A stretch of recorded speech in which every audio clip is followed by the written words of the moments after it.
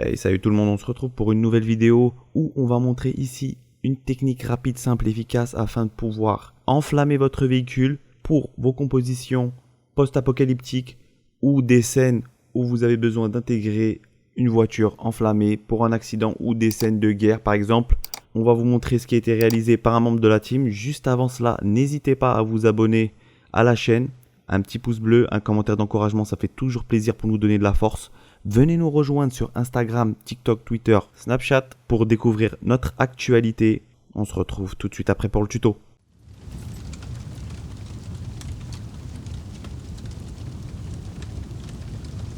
On est sous Maya. On a notre véhicule ici qui est endommagé, qui va correspondre parfaitement avec notre effet. Donc je vais dans un premier temps ajouter un Phoenix Sim pour nos sources de feu ici. Donc tout de suite après, je vais ajouter une source de feu. Je vais sélectionner les sièges qui sont à l'intérieur de mon véhicule et qui seront la source de feu. Donc je vais faire un Add Select Object dans le Phoenix FD Source. Je vais ensuite dans le Discharge le mettre à 40. Ensuite le Noise je vais le mettre à 0.4. Je vais désactiver la température et le smoke pour laisser uniquement le fuel.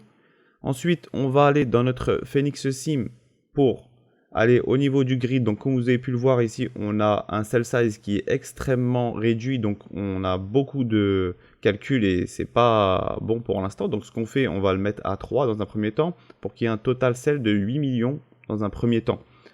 Ensuite, on règle un petit peu notre container. On va dans Container Walls où on fait diamètre négatif pour l'axe Y.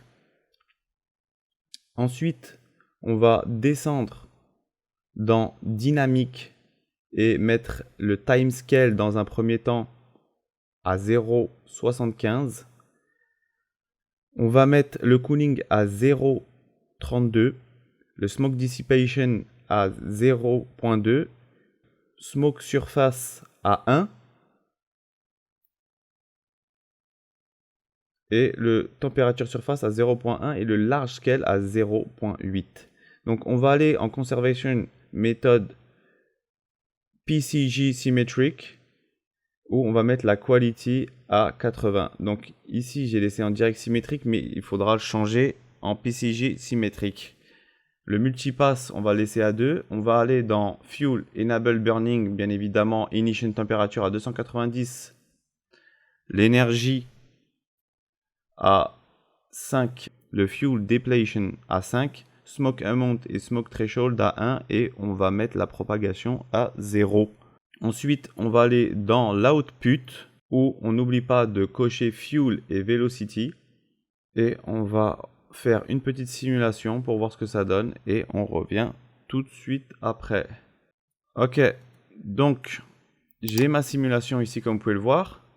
On a pour l'instant une épaisse fumée, donc ce qu'il faudra faire c'est aller dans le rendering, l'onglet Fire, on va laisser en bas Z température.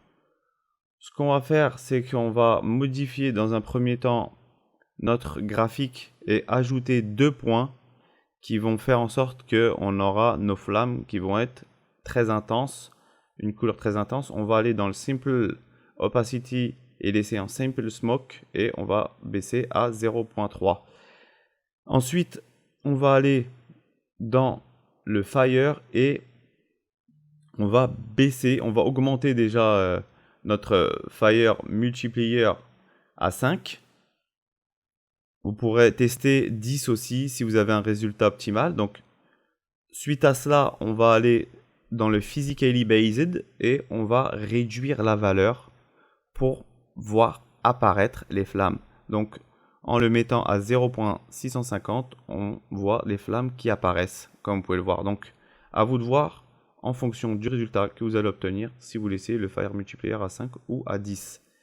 Vous pouvez jouer avec la couleur de la fumée en réduisant justement, en accentuant la noirceur de la fumée pour avoir un résultat plus réaliste.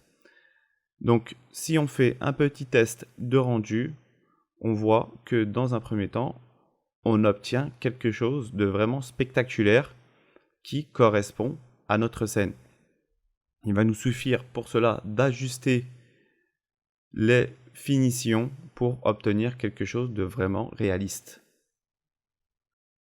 Ok, donc pour ajuster nos finitions, on va aller dans l'onglet Rendering dans un premier temps. Toujours, on va réduire le step entre 50 et 80, vous pouvez le mettre, et le shadow step à 150.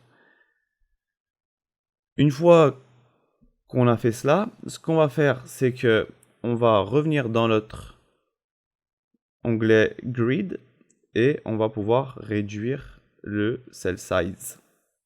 Donc comme vous pouvez le voir ici dans la scène finale, on a un plane force qui a été ajouté afin d'amener un vent qui propulse la fumée et le feu dans un sens.